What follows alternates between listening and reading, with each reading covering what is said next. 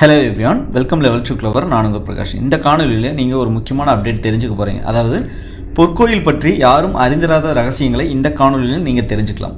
உலகின் 5வது மிகப்பெரிய மதம் சீக்கிசம். இவர்களின் முதல் குருவான குருநானக் காலகட்டத்தில் 15ஆம் நூற்றாண்டில் ஏற்படுத்தப்பட்ட மதமே சீக்கிய மதம். சீக்கியர்களின் புனித இடமாக இருப்பது அமிர்தசரஸ். உலகின் கண்ணுக்கு தெரியாத எத்தனையோ ரகசியங்களை அமிர்தசரஸில் அடங்கியிருக்கிறது குறிப்பிடத்தக்கது. அதை இந்த காணொலியில் நாம் தெரிந்து கொள்வோம். பொற்கோயில் அப்படின்னு அழைக்கப்படுறது சீக்கியர்களின் புனித ஸ்தலம். இதோட உண்மையான பெயர் என்னன்னு தெரியுமா?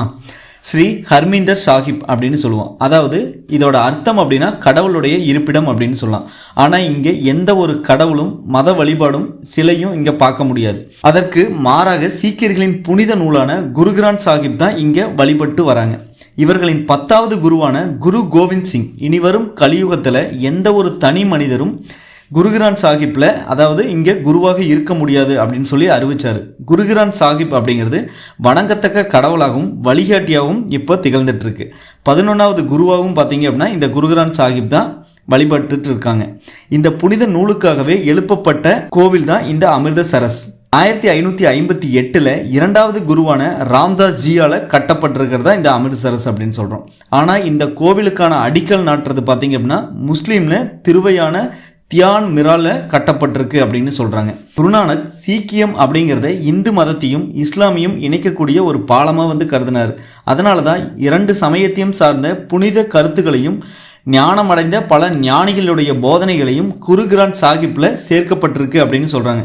ஏறத்தாழ 100 கிலோவுக்கு அதிகமான தங்கத்தால் போர்த்திருப்பட்ட இந்த பொற்கோவில் பட்டு துணியால் உயர்ந்த உயரத்தில் போர்த்தி வைக்கப்பட்டிருக்கு அப்படின்னு சொல்கிறாங்க. இந்த குரு கிரந்த் சாஹிப்பை நவரத்னங்கள் பதிக்கப்பட்ட பல்லக்கில் குரு கிரந்த் சாஹிப்பை கொண்டு வராங்க டெய்லியுமே. பிறகு அக்கல் தக்கில் வைக்கப்பட்டு வணங்கப்பட்ட பிறகு படிக்கப்படுவதும் சில சமயம் இசையாகவும் பாடப்படுவதும் வழக்கமாக கொண்டிருக்கின்றன. அந்த நாளோட இறுதியில் விமர்சையாக கொண்டு செல்லப்பட்டு விலை மதிக்க முடியாத ஒரு அறையில் வச்சு அதை பூட்டப்படுறாங்க. டெய்லியும் பார்த்தீங்க அப்படின்னா இது ரொட்டீனாக நடந்துட்டுருக்கு அப்படிங்கிறாங்க.